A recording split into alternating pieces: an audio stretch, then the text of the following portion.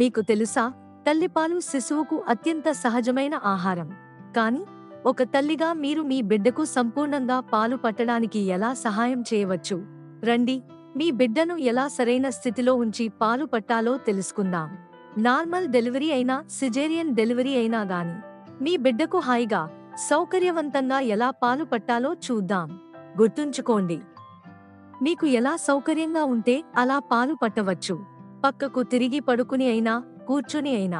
ఇక్కడ మరో ముఖ్యమైన విషయం, మీ బిడ్డకు మీ రొమ్మును దగ్గరగా అనుకునేలా చూడాలి. మీకోసం ఇక్కడ దశల వారీగా ఏమి చేయాలో తెలియజేస్తాను. మీ బిడ్డను సరైన స్థితిలో పట్టుకుని మీ రొమ్ముకు బిడ్డ నోటికి అనుకుని ఉండేలా పట్టుకోండి. దయచేసి గుర్తుంచుకోండి, మీ బిడ్డ తలను మాత్రమే పట్టుకోకుండా మొత్తం శరీరాన్ని పెట్టుకుని ఉండాలి. మీ చనుమొన మీ బిడ్డ నోటికి తాకుతూ ఉండాలి. బిడ్డ నోరు తెరిచే వరకు ఆగండి. బిడ్డ నోరు తెరిచిన వెంటనే రొమ్ము మొత్తం బిడ్డ నోటికి అందించండి. ఇవి మంచి అనుబంధానికి, గుడ్ అటాచ్మెంట్ సంకేతాలు. మీ బిడ్డ యొక్క గడ్డం మీ రొమ్మును తాకాలి. నోరు పూర్తిగా తెరిచి ఉండాలి.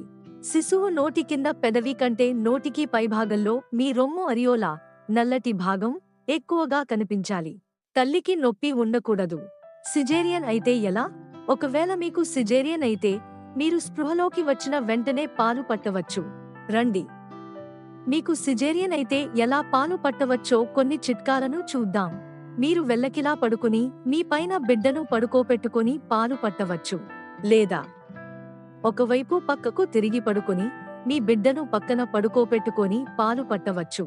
లేదా సిజేరియన్ అయిన కొన్ని గంటల తర్వాత కూర్చుని కూడా పాలు పట్టవచ్చు. ఏ స్థితిలో ఉన్నా బిడ్డ ముఖం మీ రొమ్ముకి అనుకుని ఉండేలా చూడాలి.